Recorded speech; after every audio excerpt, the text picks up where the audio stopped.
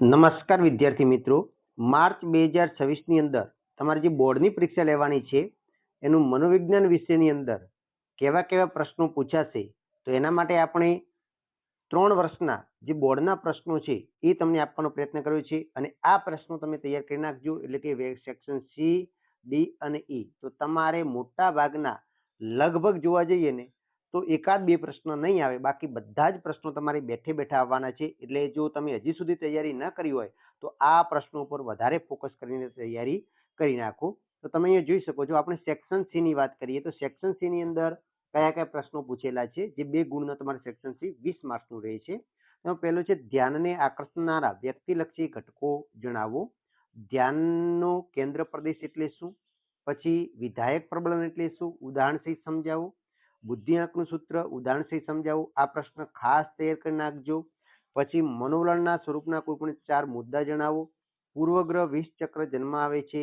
ખાસ વિદ્યાર્થી મિત્રો આ પણ પ્રશ્ન તૈયાર કરી નાખજો. WHO આપેલી માનસિક સ્વાસ્થ્યની વ્યાખ્યા જણાવો. પછી રેપ્યુટેક પ્રક્રિયા એટલે શું? આ પણ પ્રશ્ન આ વખતે પૂછાશે. એના પછી છે ઉપરી અમની સમજૂતી આપો. સલાહાર્થી કોને કહેવાય છે? તો આ પણ પ્રશ્ન ખાસ તૈયાર કરી નાખજો. અને યોગના 8 અંગોના નામ લખો. એ તો તમને આવડે જ છે.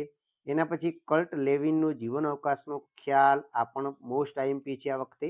પછી વિજ્ઞાપનની અસરકારકતા માટે કયા પરિબળો નિર્ણાયક બને છે અને પરણેલા લોકો કોનાથી વધુ સુખી હોય છે. એના પછી નેક્સ્ટ પેપરની વાત કરીએ તો એની અંદર તમે જુઓ તો કયા કયા છે. ધ્યાનના લક્ષણો જણાવો. મોસ્ટ આઈએમપી છે, ખાસ તૈયાર કરી નાખજો આ વખતે. પછી પ્રશિષ્ટ અભિસંધાનમાં વિલોપનની ક્રિયા સ્પષ્ટ કરો. પછી શિક્ષણની તરાહો જણાવો. બુદ્ધિનો શાબ્દિક અર્થ જણાવો.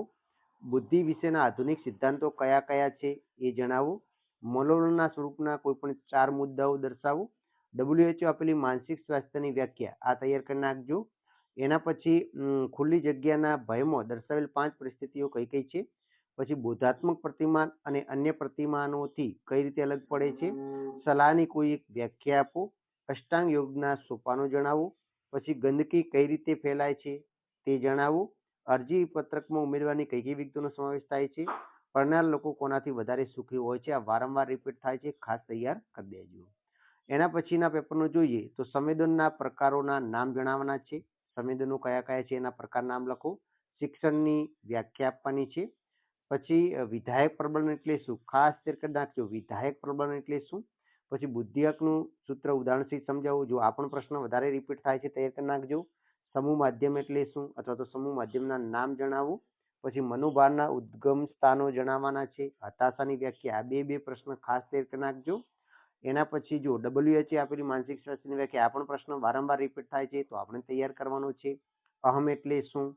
પછી સલાહની કોઈ એક વ્યાખ્યા લખવાની છે. ભીડ એટલે શું? પછી એરિસ્ટોટલના મતે સુખ અને સુખાકારી એટલે શું? ખાસ આ વખતે તૈયાર કરી નાખજો, બેઠું આવશે. હવે આપણે સેક્શન ડી ની અંદર જોવા જઈએ. છેલ્લા 3 વર્ષની અંદર કયા કયા પ્રશ્નો પૂછેલા છે. તો ઊંડાઈનો એક નેત્રીય સંકેતો જણાવી કોઈ પણ 2 સમજાવું. થોર્નડોઇકનો પ્રયોગ સમજાવું. પછી બુદ્ધિ અંગેના સામાન્ય સંભવિતતાના આલેખની સમજૂતી આપો. પ્રતિભા સંપન્નતાના લક્ષણો જણાવો. મનોવલણો જૂથવ્યાપી હોય છે, સવિસ્તાર સમજાવો. પછી કાયદા દ્વારા પૂર્વગ્રહ ઘટાડી શકાય છે, ઉદાહરણ આપી સમજાવો. લેજારસે આપેલા મૂલ્યાંકનના તબક્કા સમજાવો. મનોશારીરિક રોગ તરીકે ડાયાબિટીસ સમજાવો. મનોપચાર અને સલાહ વચ્ચેના 3 તફાવત લખો. પ્રાણાયામ વિશે નોંધ લખવાની છે. પર્યાવરણને બચાવવાના ઉપાય તરીકે સ્વૈચ્છિક સાદગીની સમજૂતી આપો. પુનઃ ઉપયોગ અને ઉર્જા સંરક્ષણની સમજૂતી આપો. લેખિત કસોટીની સમજૂતી આપો અને લગ્નના ફાયદા જણાવો. એના પછીના પેપરમાં જોઈએ તો પ્રત્યક્ષીકરણની પ્રક્રિયા સમજાવો. ધ્યાનના બાહ્ય અને વસ્તુલક્ષી નિર્ધારકો સમજાવો. થોર્નડોઇકનો પ્રયોગ, જો આ વારંવાર પૂછાય છે, ખાસ તૈયાર કરી દેજો. પ્રબલનના પ્રકારો ઉદાહરણ આપી સમજાવો. ગાર્ડનરે દર્શાવેલ બહુવિધ બુદ્ધિની લાક્ષણિકતા જણાવી. ભાષા કે બુદ્ધિ, અવકાશી બુદ્ધિ અંગેની સમજૂતી આપો. બુદ્ધિ અંગેનો ત્રિપુટી સિદ્ધાંતમાં બુદ્ધિના 3 પાસા દર્શાવી કોઈ પણ એક પાસાની સમજૂતી આપો. મનોવલણો જૂથવ્યાપી હોય છે, સવિસ્તાર જણાવો. વિદ્યાર્થી મિત્રો આ સ્ટાર પ્રશ્ન કરી નાખજો, ખાસ આવશે તમારે. હકારાત્મક અભિગમોનો અર્થ આપો. ચેતન અને અચેતન મનની સંક્ષિપ્તમાં સમજૂતી આપો. પછી મનોપચાર અને સલાહ વચ્ચેના 3 તફાવત.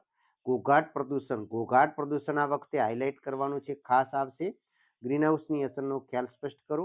વ્યવસ્થાપકોના મૂળભૂત કાર્યો દર્શાવી કોઈ પણ 2ની સમજૂતી આપો. આ પણ પ્રશ્ન તૈયાર કરી નાખજો. અને વિધાયક મનોવિજ્ઞાનનું ધ્યેય વર્ણવો. એના પછીના પેપરમાં જોઈએ તો સંવેદનનો અર્થ આપી તેની સમજૂતી આપો. થોર્નડોઇકનો પ્રયોગ, જો આ થોર્નડોઇકનો પ્રયોગ તો 3 ગુણમાં પૂછાય. પ્રતિભા સંપન્ન ઓળખવાની પ્રક્રિયા જણાવો અથવા તો એના લક્ષણો. તો આ પણ આપણે પ્રશ્ન ખાસ તૈયાર કરી નાખજો, આ વખતે રિપીટ થશે. પછી મનોવલણો જન્મજાત નથી સંપાદિત છે, આ પણ ખાસ તૈયાર કરી નાખજો, આ વખતે રિપીટ થશે. પછી અનિવાર્ય ક્રિયા દબાણ, આત્મરત વિકૃતિ ટૂંકનું જ પૂછાય. મનોપચાર અને સલાહ વચ્ચેના 3 તફાવતો લખો. ગ્રીનહાઉસ અસર જણાવો. વ્યવસ્થાપકની ભૂમિકાની સમજૂતી આપો. હવે આપણે સેક્શન એ ની વાત કરીએ. મોટા પ્રશ્નો કયા કયા પૂછાશે તો ધ્યાનના વ્યક્તિલક્ષી નિર્ધારકોનું ઉદાહરણ સહિત સમજાવો અથવા પ્રત્યક્ષીકરણના સંગઠનનો નિયમ. આ બંને પ્રશ્નો એવા છે કે વારંવાર રિપીટ થાય છે, એટલે બંને પ્રશ્નો તૈયાર કરી દેવાના છે. કોલરે ચિમ્પાન્જી પર કરેલો ખોખાવાળો પ્રયોગ વર્ણવો. ગાર્ડનનો બહુવિધ બુદ્ધિનો સિદ્ધાંત સમજાવો. યોગના 8 અંગોના નામ, યમ અને નિયમ વિશે સમજૂતી આપો. માનવ પર્યાવરણના સંબંધના 5 પાસાઓ જણાવો અને માનવ વર્તનની પર્યાવરણ પરની અસરો જણાવો. એના પછીનું જોઈએ પેપરમાં તો પ્રત્યક્ષીકરણના સંગઠનના નિયમ આકૃતિ સહિત સમજાવો.